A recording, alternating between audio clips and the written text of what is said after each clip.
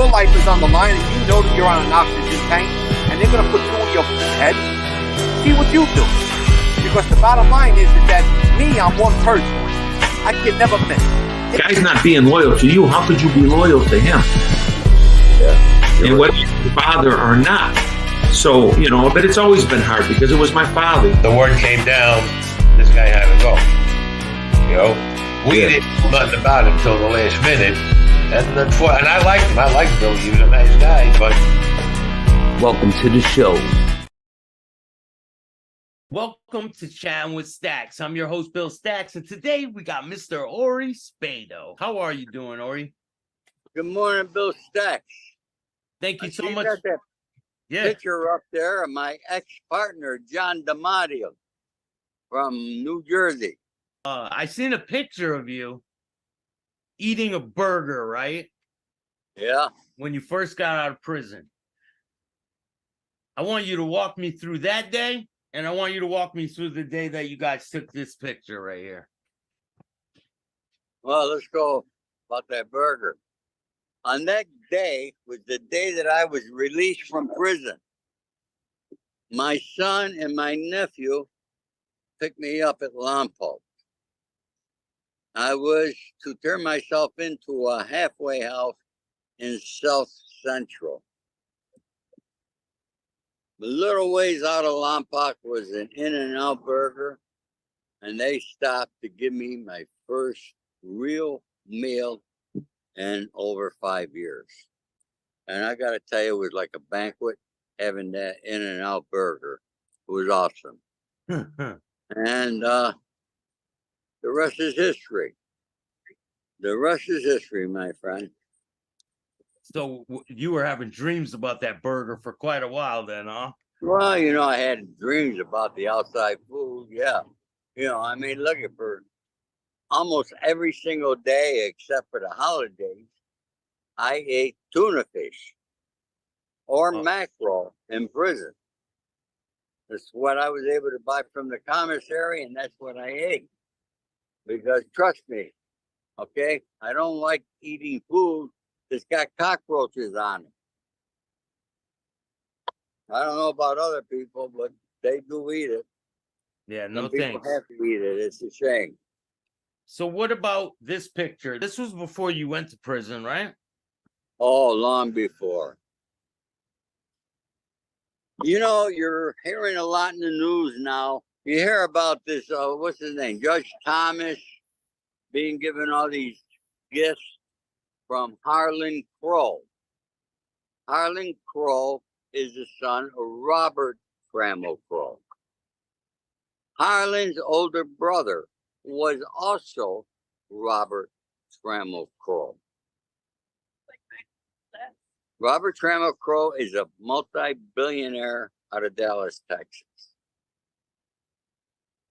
And his son, Robert, lived over here on Benedict Canyon. And a friend of mine was the head of his security. Robert Crow was glued to the pipe. He smoked cocaine. Glued to the pipe. And there was even an article that he supported the underworld here in Los Angeles. And my friend Clarence, who was the head of his security, wanted me to meet them. And I went up there one day. I met him. He lived in old Natalie Wood's old home up on Benedict Canyon, nice home. And we played pool. He supported every call girl in Los Angeles. He owed them all money. They took his checks because they knew eventually the money would come in. Now, he was very upset. He had 3 special call girls, Heather, Lahore, and Lisa. And if you saw them driving down the street in a green-colored Range Rover, blonde hair, and store-bought tits, you know they had a home to go along with that, the Bob Crowbar for them. he was jealous because there was another guy that was banging one of his hookers. I mean, these girls are hookers. Okay? And he wanted something done. And I would have had to wait for my money. And I thought about it. Now, this guy had long hair down to here.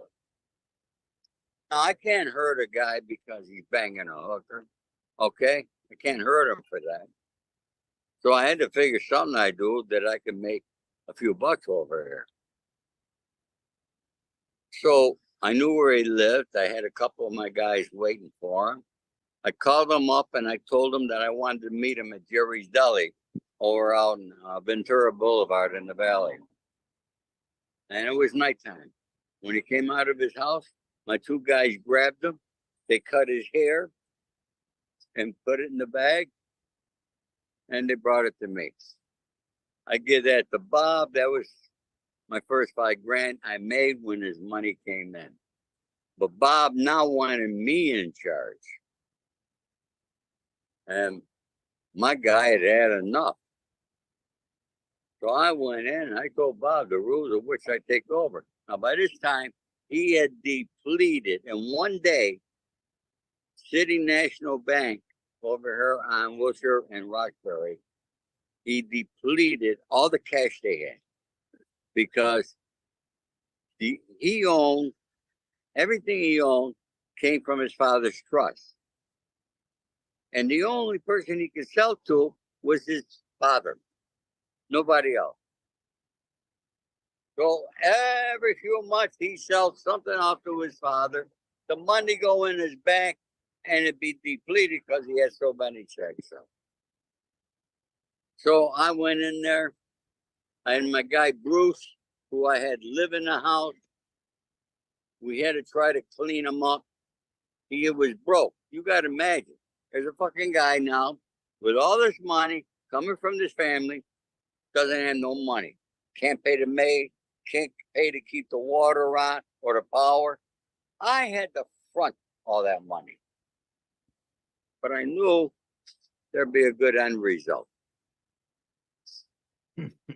And this guy here, John DeMarti, was a friend of mine.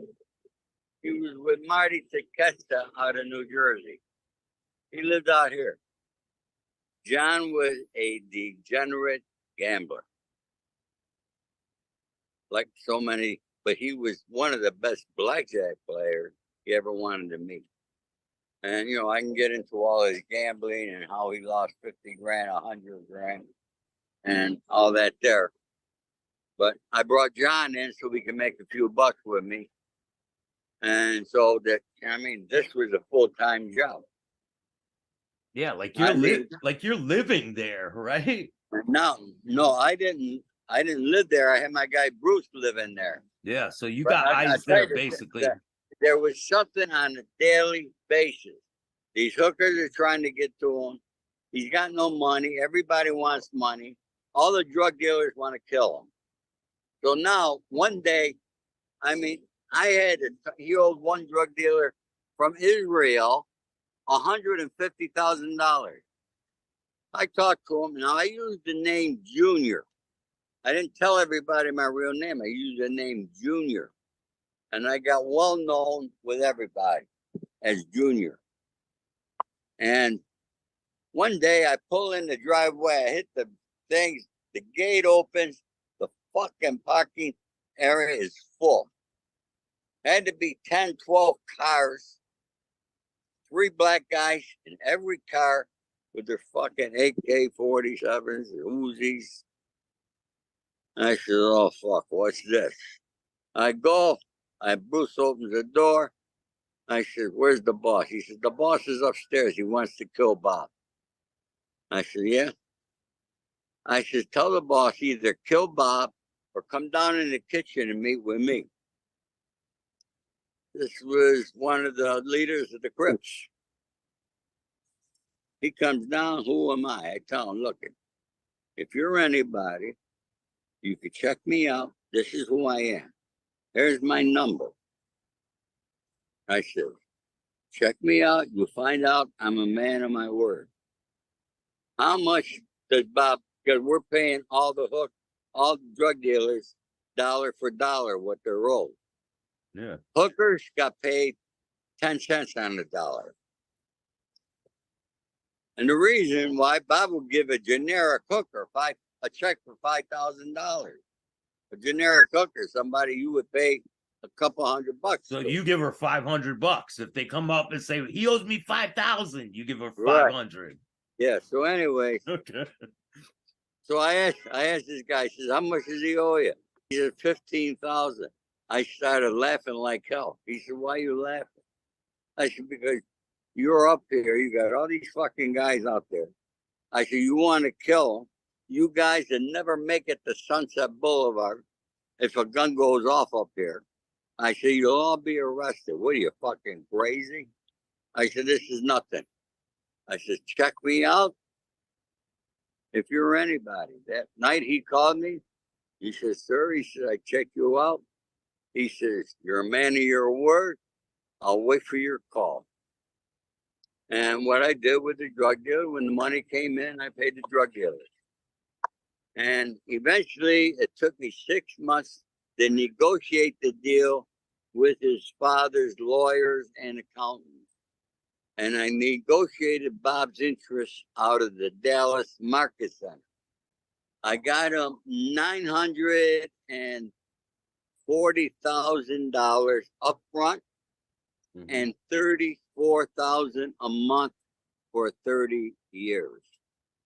Wow. I had the money go in. We closed it at the Admiral Club because they flew in from Texas to sign the paper. I had my attorney with me. I had all the money going into my attorney's account at Bank of America. And the first money that came out was I took my expenses out, and then I took my fee of $300,000 out. I gave John his half, and that was it. We made out pretty good.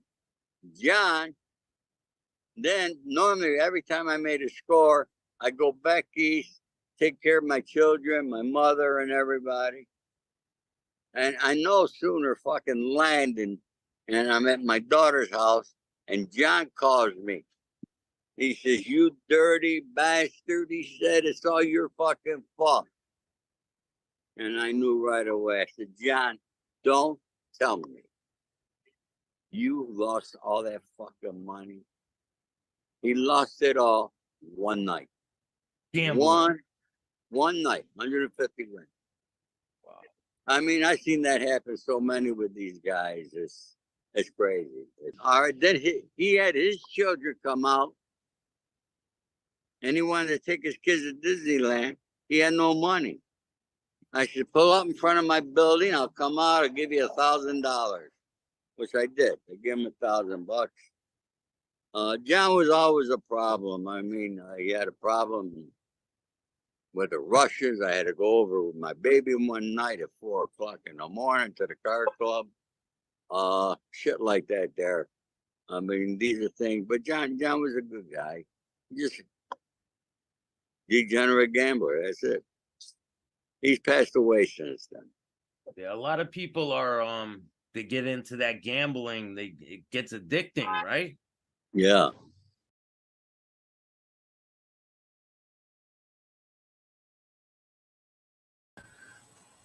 What's good, everybody? Welcome to Chatting with Staxx. So today at 5 o'clock, I got a show I'm going to be doing about this guy getting the RICO Act. I appreciate all of you guys. If you ever need a moderator, thank you, man. I appreciate that. The GOAT. How are you, Michael? Everyone that watched, I really appreciate you. I have a lot of content on the way. So I think tonight, I'm dropping something tonight, and we're going to talk about this guy giving all the Italian mob people the RICO Act, and now he's charged with the RICO Act. So what's going on here? So if you guys like this type of content, make sure you hit the like, subscribe, and notification bell so you could get my videos every time they drop. And if you don't like it, too bad. Start your own podcast. Peace.